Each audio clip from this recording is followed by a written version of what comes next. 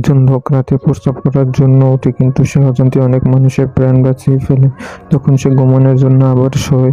তখন হঠাৎ করে কিভাবে যেন সমুদ্রের পানি তাদের হোস্টেলে প্রবেশ করে, তাতে সম্পূর্ণ বেডগুলো ডুবে যায়। দিকে থাকা লোকটি তাড়াতাড়ি উঠে পড়ে এবং দেখে হোস্টেলের চারদিকে পানিতে ডুবে গেছে। তখন সে ল্যাম্প জ্বালায় এবং সবাইকে উঠায়। অল্প সময়ের মধ্যে সমুদ্রের পানি সম্পূর্ণ রুমের ভিতরে ভরে যায়। একজন ছাত্র বাঁচার একটি উপায় খুঁজে বের করে। সে সবাইকে বলে তাড়াতাড়ি বাথরুমের দিকে যেতে।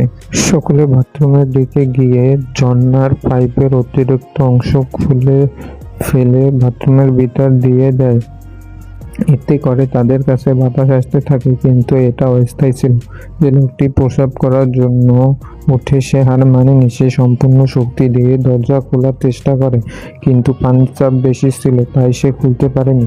তাই সে আবার তাদের কাছে ফেরত যায়। পার্ট 2 এর জন্য কমেন্ট করুন।